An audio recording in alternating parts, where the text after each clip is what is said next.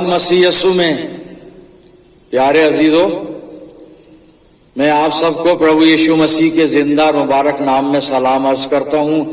आज की आराधना में आपका इस्तकबाल करता हूं। प्रियजनों, मैं आप सबके लिए मुतवातिर प्रार्थना करता हूं, प्रभु का अनुग्रह आपको हमेशा संभाल कर रखे। परमेश्वर का धन्यवाद करते हैं आज के इस अच्छे समय के लिए। खुदा बाप ने एक और मौका इनायत फरमाया कि हम इस रूहानी रिफाकत में जमा हैं, और बीच में कुछ समय ऐसा रहा कि हम इस तरह से जमा ना हो पाए, लेकिन हाँ, ऑनलाइन सरमन चलते रहे। लेकिन आज हम कलीसियाई सूरत में ऑफलाइन भी इकट्ठे होकर इबादत कर रहे हैं और ऑनलाइन भी ये सरमन जारी है। आज जो कलाम का हिस्सा है पौलुस रसूल का पहला खत कुरिन्थियों के नाम 11 अध्याय 23 से 26 पद मैं आपके सामने पढ़ रहा हूं। आप अपनी बाइबल में देखिए, क्योंकि ये बात मुझे खुदावंद से पहुंची और मैंने तुमको भी पहुंचा दी कि खुदावंद यीशु ने जिस रात वो पकड़वाया गया रोटी ली और शुक्र करके तोड़ी और कहा, ये मेरा बदन है जो तुम्हारे लिए है, मेरी यादगारी के वास्ते यही किया करो। और इसी तरह उसने खाने के बाद प्याला भी लिया और कहा, ये प्याला मेरा खून है, ये प्याला मेरे खून में नया अहद है, जब कभी पियो मेरी यादगारी के लिए यही किया करो। 25वीं आयत को मैं फिर से पढ़ना चाहूंगा। इसी तरह उसने खाने के बाद प्याला भी लिया और कहा, ये प्याला मेरे खून में नया अहद है, जब कभी पियो मेरी यादगारी के लिए यही किया करो। क्योंकि जब कभी तुम ये रोटी खाते और इस प्याले में से पीते हो तो खुदावंद की मौत का इजहार करते हो। खुदावंद की बड़ी बरकत उसके पाक कलाम के पढ़े जाने और सुने जाने पर हो। आमीन। आइए दुआ करें। खुदावंद मसीह यीशु में प्यारे आसमानी बाप, बड़े आदर बड़ी दीनता नम्रता के साथ तेरे पवित्र चरणों पर हम सब अपने सर झुकाए हुए हैं। आसमानी बाप, ये समय है तेरे वचन पर मनन करने का। हम सबको पवित्र आत्मा का मसा दे कि पवित्र आत्मा की अगुवाई में होकर प्रभु जी हम तेरे जीवित वचन को समझ पाएं और अपनी जिंदगियों में से स्थान देने वाले हों। प्रभु जी, जब हम तेरी संगति में हैं तो हमारे चारों तरफ अपने पाक फरिश्तों की सेना का बाड़ा बांधना कि शैतान हमें किसी तरह से भी डिस्टर्ब ना कर सके। पिता परमेश्वर, अपना जीवन तेरे अधिकार में देते, वचन के द्वारा हमसे बातचीत करना होने देना प्रभु। ये पाक कलाम का बीज हमारी जिंदगियों में जड़ पकड़े और बहुत सफल लाए। जब हम तेरी पवित्र वेदी पे से उठकर अपने घरों को रुखसत हो तो तुझसे बहुत सी रूहानी बरकत लेकर जाने वाले हों। खुदावंद मसीह यीशु के जिंदा और मुबारक नाम में ये दुआ मांग लेते हैं, सुन और कबूल फरमा। आमीन। प्रियजनों, एक बार फिर परमेश्वर का धन्यवाद करते हैं। और आज फरवरी महीने का पहला रविवार है और हम प्रभु भोज में भी शिरकत करेंगे और लगभग वही विषय आज हमारे सामने परमेश्वर ने रखा भी है जो मैंने आपके सामने पहला कुरिन्थियों 11 अध्याय 23 से 26 पद पढ़ा था। यहां पर अगर 23 और 24 पद को मैं दोहरा दूं एक बार फिर तो अच्छा होगा। आप अपनी बाइबल में देखें, 23 और 24 आयत में लिखा है, क्योंकि ये बात मुझे खुदावंद से पहुंची और मैंने तुमको भी पहुंचा दी कि खुदावंद यीशु ने जिस रात वो पकड़वाया गया रोटी ली और शुक्र करके तोड़ी और कहा, ये मेरा बदन है जो तुम्हारे लिए है, मेरी यादगारी के वास्ते यही किया करो।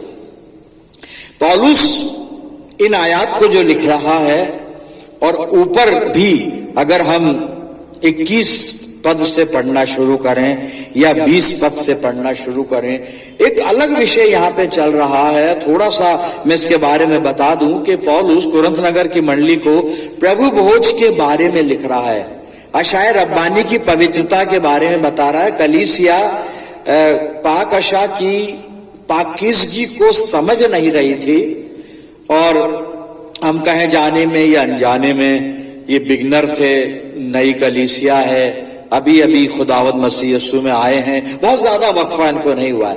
तो अभी ये खुदावंद के जलाल, खुदावंद की पाकीज़गी और खुदावंद की शख्सियत और उसकी अलूहियत, ईश्वरत्व को इतना नहीं जानते, इतना नहीं समझते। और पाक अशा में कुछ ऐसा हो रहा है कि खुदावंद की मेज जो है वो बेइज्जत हो रही है। यहां पे जब आप पढ़ेंगे तो आप समझ लेंगे। पर पौलुस ने इन 23 से 26 पदों में जो बात लिखी है, वो बात ये लिखी है उसने कि ये बात मुझे खुदावंद से पहुंची, अर्थात प्रभु यीशु मसीह ने पौलुस को बताया। और क्या बात थी कि जिस रात वो पकड़वाया गया, पकड़वाए जाने वाली रात के पहले की शाम को जब उसने अपने शागिर्दों के साथ वो आखिरी फसा खाया है, और उस फसे के बारे में दो चीजें यहाँ पे लिखी है जो 23 पद में भी है कि उस रात जब वो पकड़वाया गया, मसीह यीशु ने रोटी ली और शुक्र करके तोड़ी और कहा, ये मेरा बदन है जो तुम्हारे लिए है, मेरी यादगारी के लिए ये किया करो। और इस तरह रोटी के बाद प्याला भी मसीह यीशु ने अपने शागिर्दों को दिया कि प्याला मेरे खून में नया अहद है और मेरी यादगारी के लिए तुम यही किया करो। जब जब तुम कभी इसको पीते हो मुझे याद किया करो। और याद क्या करना है? खुदावंद मसीह यीशु की सलीबी मौत को याद करना है, उसके उस बड़े कफारे के काम को याद करना है जो कुर्बानी खुदावंद मसीह यीशु ने दी है हम सब के लिए, कि अपनी जान को हमारे लिए उसने हमारे वास्ते फिदिये में दे दिया कि हम मौत के बंध से आजाद किए जाएं। इस बात को याद करना है जब हम पाक अशा को लेते हैं। खुदावंद मसीह यीशु की वो महानतम कुर्बानी, महानतम बलिदान को याद करना है। यादगारी का जिक्र मेरी यादगारी के लिए, खुदावंद मसीह यीशु कहता है कि मेरी यादगारी के लिए किया करो। एक ईमानदार के लिए ये जरूरी है कि वो न सिर्फ प्रभु भोज लेते वक्त मसीह यीशु को याद करे, बल्कि जिंदगी के हर लम्हे में अपने खुदावंद मसीह यीशु को याद रखे। मेरे अजीजों, इससे पहले कि आगे चलें, थोड़ा सा सोचें, हम खुदावंद मसीह यीशु को अपनी जिंदगी में कितना याद करते हैं, कितना याद रखते हैं। सिर्फ दुआ के वक्त उसे याद करते हैं, सिर्फ इतवार के वक्त उसे याद रखते हैं, सिर्फ पाकशा लेते वक्त उसे याद रखते हैं, या फिर हम जिंदगी के हर लम्हे में 24 घंटे अलावा उन घंटों के जब हम गहरी नींद में सोते हैं, क्या हम अपने मसीह यीशु को याद रखते हैं? क्या हमारा खुदावंद मसीह यीशु हमारे दिलो दिमाग में मौजूद रहता है, हमारे ख्यालों में मौजूद रहता है, हमारी जिंदगी के हर काम में, उठने बैठने में, व्यवहार में मौजूद रहता है? यादगारी, मसीह यीशु कहता है मेरी यादगारी के लिए किया करो। न सिर्फ प्रभु भोज लिया करो, बल्कि जिया करो तो मुझे याद रखते रखते, करते करते जिया करो। क्या मैं यीशु मसीह को याद करके जीता हूं? ये सवाल मैं अपने आप से पूछ रहा हूं, हम अपने आप से भी पूछें मेरे अजीजों। मसीह यीशु इसलिए कह रहा है, उसको मालूम है कि मेरे लोग, मेरे फॉलोअर, विश्वासी लोग मुझे भूल सकते हैं, क्योंकि हम इंसान हैं और दुनियादारी की झंझटों में फंसकर, झमेले में फंसकर कई बार हम अपने खुदा को भूल जाते हैं, अपने खुदावंद मसीह यीशु को भूल जाते हैं। मेरे अजीजों, ये होता है, इसका होना लाजमी है हमारी जिंदगियों में, क्योंकि ह्यूमन बीइंग, इंसान है हम, और हमारे नेचर को हमारा बनाने वाला खुदा भी जानता है और हमारा नजात दहिंदा खुदावंद मसीह यीशु भी जानता है। खुदा ने भी इसराइलियों को यह हिदायत दी थी मेरे अजीजों। और मैं एक हवाला बोल रहा हूं, आप लिख लें और बाद में उसको देखेंगे। व्यवस्था विवरण 6 और 10 से 12 में यही बात इसराइलियों से खुदा ने भी कही थी कि जब तुम मुल्क कनान में पहुंच जाओ, और शायद पिछले दिनों मैंने इसको कोट भी किया है, और वहां जब तुम हर तरह से बच जाओ, आशीषित हो जाओ, बिल्कुल बिल्कुल प्रॉस्पर हो जाओ, खुश खुर्रम हो जाओ, शादमान हो जाओ, निहाल हो जाओ, मुझे मत भूल जाना। लेकिन वो भूल गए, खुदा जानता था, भूल गए, वो खुदा भूल गए। यिर्मयाह 2 और 32 पद में अगर हम पढ़ें तो वहां पे लिखा हुआ है कि वो भूल गए, खुदा के लोगों ने खुदा को भुला दिया। मेरे अजीजों, मैं पढ़ देता हूं इस हवाले को, यिर्मयाह आप अपनी बाइबल में देख लें। यिर्मयाह 2 और 32 में पढ़ रहा हूं, क्या कुमारी अपने श्रृंगार या दुल्हन अपनी सजावट भूल सकती है? नहीं भूल सकती। लेकिन आगे क्या लिखा है? खुदा कहता है तो भी मेरी प्रजा ने युगों से मुझे भुला दिया है। भूल गए इस्राएली लोग। तो वही चीज यहां पे खुदावंद मसीह यीशु समझ रहा है, जान रहा है, उस संभावना को देख रहा है, इसलिए उसने ये आज्ञा दी कि मेरी यादगारी के लिए यही किया करो। और हम इंसान हैं, हमारे नेचर को खुदा अच्छी तरह जानता है और खुदा का इकलौता बेटा हमारा उद्धार करता यीशु मसीह अच्छी तरह जानता है। लेकिन मेरे अजीजों, इंसान खुदा को भूलकर चैन से नहीं जी सकता। जी लेगा, वो जी लेगा। और अब तो इंसान की आदत पड़ गई है बेचैनी में जीने की, निराशा में जीने की, अंधकार में जीने की, मुसीबतों में जीने की, बीमारियों महामारियों में जीने की आदत पड़ गई। लेकिन फिर भी वो इंसान जिसका ज़मीर और जिसकी रूह जिंदा है, वो कभी खुदा को भूलकर चैन से नहीं रह सकता मेरे अजीजों। और अमूमन होता ही है कि हम खुदा को भूल जाते हैं और इल्जाम खुदा पर लगाते हैं, हम परमेश्वर पर लगाते हैं। अगर एक भजन संहिता 77 इसकी स्टडी करें जो आसाफ ने लिखा है, और आसाफ अपनी मुश्किलों को, परेशानियों को बताता है, कहता है मेरी जान निढाल है, मैं बेचैन, रात में मुझे नींद नहीं आती, बेचैन रहता हूं। बहुत सारी चीजें वहां लिखी हैं और मैंने कभी बताया भी है। और 9 पद में वो सवाल करता है क्या खुदा भूल गया? क्या खुदा नहीं भूलता मेरे अजीजों। और आगे उसने 10वें पद में स्वीकार भी कर लिया कि परमेश्वर नहीं भूला है, मेरी निर्बलता, मेरी कमजोरी और मेरा गुनाह है जिसने मेरी ये हालत कर दी। लेकिन फिर भी हमारा प्रभु यीशु मसीह फसह के पर्व के समय, पकड़वाए जाने वाली रात से पहले वाली शाम को, जब उसने आखिरी भोज लिया और ये इस तरह से उसने रोटी चेलों को बांटी, और उसके बाद जब वो प्याला चेलों को दिया है जिसमें अंगूर का शीरा था, जिसे मसीह यीशु कहता है ये मेरा खून है।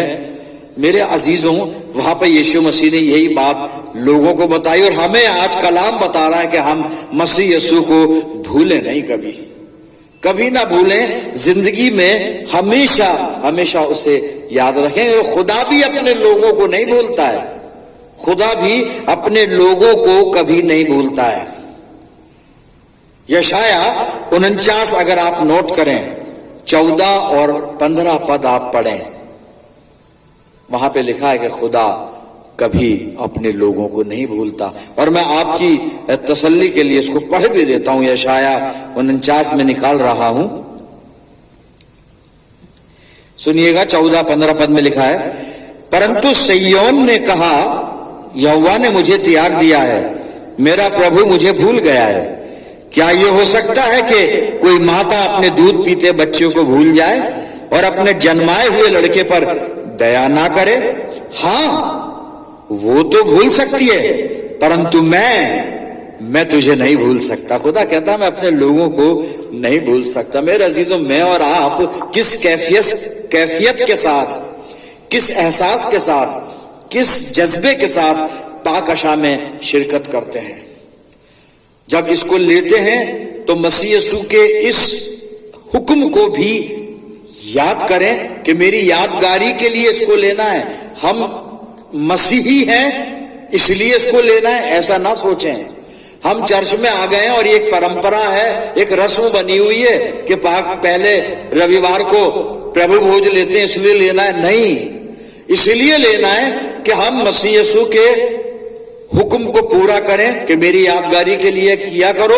और याद क्या करें? उसकी बेशकीमत मौत, उसकी बहुत बड़ी कुर्बानी को याद करें जो उसने हमारे लिए दी है मेरे अजीजों। और तब वो यादगार हमारे दिल में बनकर हमारे लिए आशीषों का वसीला ठहरेगी, क्योंकि हमारा प्रभु हमारे जीवन में हर लम्हा विद्यमान रहेगा, उपस्थित रहेगा। और उसकी मौजूदगी मेरी और आपकी जिंदगी को बरकतों से और खुशियों से मामूर कर देगी अजीजों, मामूर कर देगी। एक प्रार्थना हम करते रहें तो उससे मसीह यीशु हमें याद भी रहेगा, खुदा भी याद रहेगा, उसका प्यार भी याद रहेगा। और दुआ क्या करनी है मैं पढ़ रहा हूं, भजन संहिता 119 मैं खोलता हूं और आखिरी पद 176 पद में क्या लिखा है सुनिएगा प्रार्थना। मैं खोई हुई भेड़ के समान भटका हूं। जबूर का लिखने वाला अपने परमेश्वर से बात कर रहा है और कबूल कर रहा है इस बात को कि मैं खोई हुई भेड़ हूं। इस बात को मान रहा है कि खुदा मैं तुझे भूल सकता हूं, तेरी वाचा से हट भी सकता हूं, तेरे हुक्मों से इधर उधर भी हो सकता हूं, क्योंकि मनुष्य हूं, खोई हुई भेड़ हूं मैं। एक्सेप्ट कर रहा है वो। और जब हम मान लेते हैं अपने गुनाह को तो हमारे गुनाह को माफ करता है फिर ये जनो। लेकिन पहले मानना पड़ता है अपनी गलती को, अपनी भूल चूक को, अपनी खता को। जी सुनिएगा 119 भजन संहिता और 176 पद। मैं खोई हुई भेड़ के समान भटका हूं, तू अपने दास को ढूंढ ले, क्योंकि मैं तेरी आज्ञाओं को भूल नहीं गया। वो आज्ञाएं तो याद तो है, लेकिन जिंदगी में प्रैक्टिकल शेप नहीं दे पा रहा है। वो इधर उधर भटका हुआ है, हट जाता है चलते चलते ट्रैक से।